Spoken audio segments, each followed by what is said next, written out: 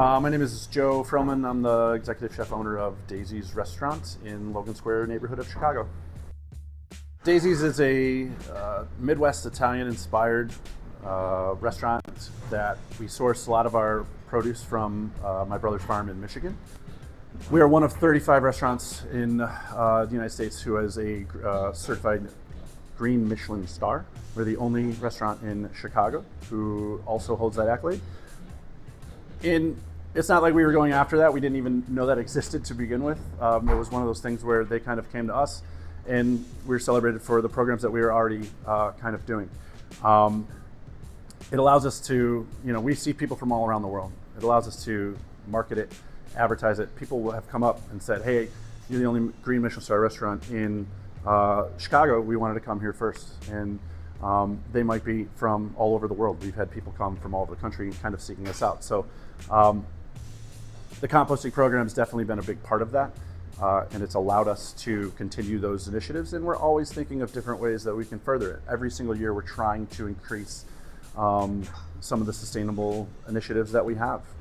Because not only does it help the environment, help people, and the education that is in the restaurant, at the end of the day, it is good for our bottom line. We are able to market and we are able to save money by using these practices. The menu leads very vegetable forward, not vegetarian, but we try to put vegetables as the focus on the plate. And we have a kind of root to fruit mentality where we are trying to utilize every part of the products that we get in. So we have a fermentation program that helps to utilize a lot of our scrap produce, but we also have a mission of sustainability. So for us, sustainability has kind of been paramount forefront of mind for us in terms of how we operate on a day-to-day basis. We do have a farm that's in Michigan that's about 70 miles outside the city.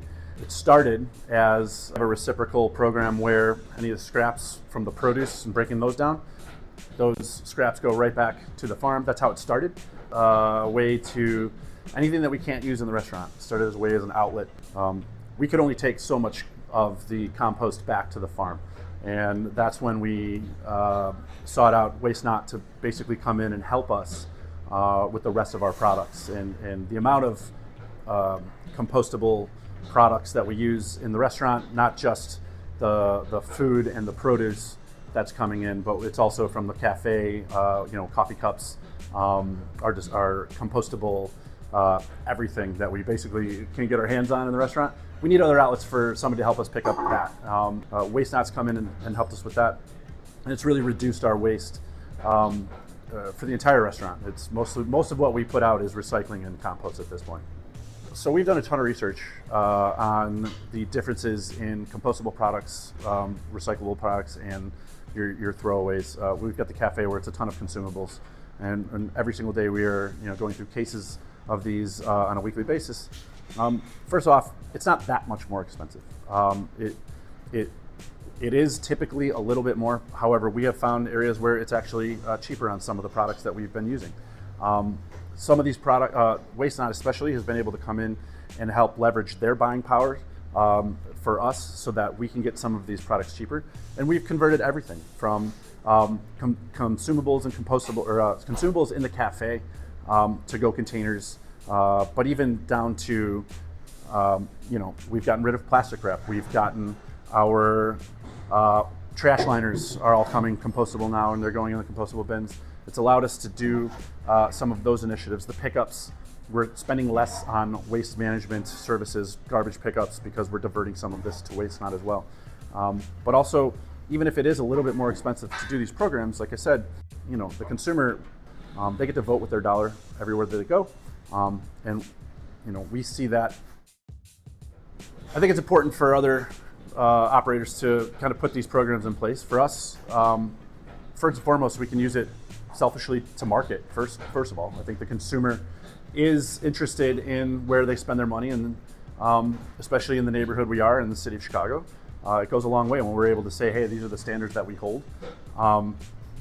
There's obvious environmental implications and the future of the planet, et cetera. I feel like those are very low-hanging fruit for reasons why you should. We are able to implement these these programs, like this fermentation program, and the pickling and the preserving, and using these outlets for our product, it actually, while we're spending more money to compost, it's more of a mindset that allows the restaurant, everybody's thinking about what they put in the bin before it goes in there, and how do we monetize that, right? And I think it just brings awareness to everything that we're doing, as opposed to mindlessly burning something or throwing something into the trash first, or compost first and foremost. We might take a little more time or extra care just because we know that these programs are here. And so first off, we feel that most of the people that work here are kind of like-minded as well, and they have interest in this. And part of the reason that they've come to work here, and we have people seek us out specifically for these programs. So for us to implement it, it's no more than training, really, and that's kind of top-down, developing these training programs, but having things that really assist us. You know, we have green bins around the restaurant where they're instructed to basically hold onto their scraps, put them into those color-coded bins. And even service, when we're scraping plates from diners in the restaurant, all it was really was establishing another bin right next to our waste bin, our recycling bin.